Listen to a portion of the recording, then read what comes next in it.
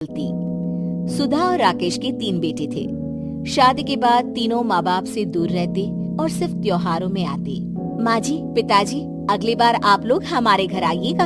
अरे नहीं बहू, सब यही आ जाते हैं तो घर खिला खिला लगता है। हाँ बहू, तू हमेशा बुलाती है तो जरूर आएंगे तेरे पास भी। हाँ हाँ, दीदी का घर बड़ा जो है, सब कुछ अपनी शादी के बाद दीदी को ही तो दे दिया था। हमें भी दिया होता तो हम भी बड़ा घर लेते। क्यों सुनील? अरे नहीं, पापा ने सबको एक बराबर ही दिया है। छोटी बहू, क्या चाहिए तुम्हें, बोलो। वो आपके सोने की चेन वाली घड़ी है ना, वो अगर आप मुझे, तभी वहाँ मछली बहू भी आ जाती है। और मुझे ना आपका मंगलसूत्र कितना लंबा, सुंदर और भारी भी है। अरे हाँ, तुम दोनों को ही दूंगी बहू, चिंता न करो। चलो अब खाना लगाओ, खाना खाया जाए। सभी मिलकर खाना खाते हैं कि पड़ोसन आ जाती है। अरे सुधा बहन, थोड़ी चीनी तो देना, घर में शक्कर नहीं है और मेहमान सर पर बैठे हैं। अरे छोटी बहू, चाची को शक्कर तो दे दो। अरे मछली दीदी, आप दे दीजिए ना, मैं यहाँ कम आती हूँ तो मुझे पता ही नहीं है कि सासू माँ सारी चीजें कहाँ रखती है। और तुम ना कौन सा यहाँ रोज शक्कर फाँकने के लिए आती हूँ, मुझे भी नहीं है पता। तभी बड़ी बहू हाथ में चीनी की कटोरी लेकर आती है। चाची, शक्कर आप लोगों का बड़ा सहारा है माँ जी और पिताजी को, वरना हम लोग तो यहाँ रहते ही नहीं। आप जैसे पड़ोसी हैं तो हम निश्चिंत है। और जीती रहे बहू, अब तो ये घर पड़ोस कम परिवार ज्यादा लगता है। सुधा अपनी बड़ी बहू को देखकर बहुत खुश रहा करती थी। वो उससे अक्सर घंटों बात भी किया करती, लेकिन दोनों दूसरी बहुओं का भी वो समझती थी कि शायद छोटी है, वक्त आने पर संभल जाएंगी। समय आ जाता है जब सभी को वापस जाना होता है। माँ जी, हम लोगों की फ्लाइट पहले है, हमें इजाजत दे। वो सास के गले लगकर चली जाती है। थोड़ी देर बाद छोटी बहू कहती है, माँ जी, मैं ना ये सोफे के कवर और चादरें ले जा रही हूँ, यहाँ तो ऐसी ही पड़ी रहेंगी। हाँ बहू, ले जा। और कुछ चाहिए तो बोल। और तो चाहिए बहुत कुछ, पर चलिए कोई बात नहीं, अगली बार ले जाऊंगी मैं। ऐसे ही मंजली बहू भी घर का बहुत सारा सामान ले जाती है। सभी के जाने के बाद सुधा राकेश से कहती है, घर कितना सूना लग रहा है ना। हाँ, और खाली भी। तुम्हारी दोनों बहुएं सब बटोर गई। अरे ठीक है ना, हम दोनों ही तो हैं, कितना सामान लगेगा। फिर उन लोगों की नई गृहस्थी, इतना मत सोचा करे। समय बीतता है। ऐसे ही हर साल त्योहारों में सुधा और राकेश के बच्चों की बहू आते और जाते वक्त ढेर सारा सामान पैक कर ले जाती। लेकिन कुछ ही सालों में सुधा का देहांत हो जाता है। पिताजी, आप यहाँ अकेले क्या करेंगे? हम लोगों के साथ चलिए।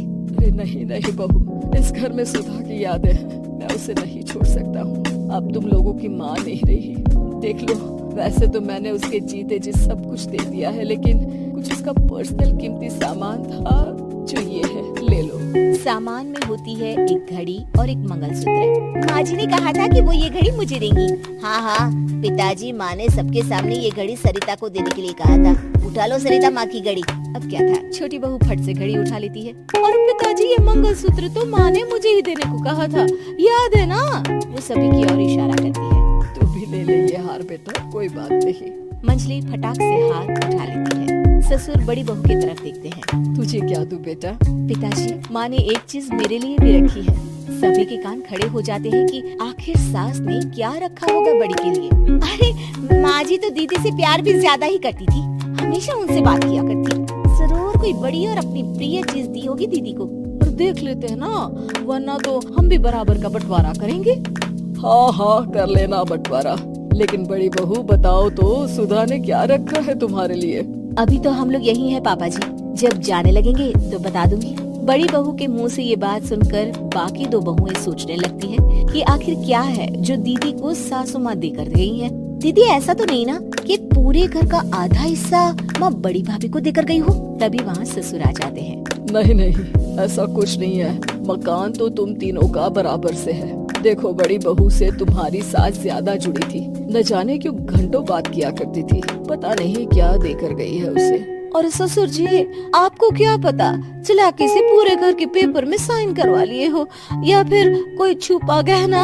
आखिर मकान पूरा तो आपने सासू माँ के नाम ही कर रखा था ना। अब घर में ये सस्पेंस बन जाता है कि आखिर बड़ी बहू क्या लेकर जाएगी। फिर वो दिन भी आ जाता है जब बड़ी बहू के जाने का समय हो जाता है। बेटा, परसों तुम चली जाओगी, बताया नहीं माँ ने तुम्हें क्या दिया? घड़ी और हार जो बेशकीमती था और तुम्हारी सास को सबसे ज्यादा प्रिय था, उसका तो बंटवारा भी हो चुका है। अब तुम्हारी बारी। हाँ पिताजी, आज मैं ये बात बताने ही वाली थी। माँ ने मुझे उससे भी बेशकीमती चीज दी है और वो है आप। आपसे अधिक प्रिय उन्हें कुछ नहीं था। माँ चाहती थी कि आप मेरे साथ रहें। चलिए पिताजी। बेटा, मेरे पास तो कोई पेंशन भी नहीं है और ना ही कोई प्रॉपर्टी। लेकिन आपके पास संस्कार है पिताजी, जो मेरे बच्चे आपसे लेंगे, तो आपको ले जाने पर स्वार्थ ही है मेरा। चलिए ना पापा। सभी के सामने पिताजी बड़ी बहू और बेटे के साथ उनके घर चले जाते हैं।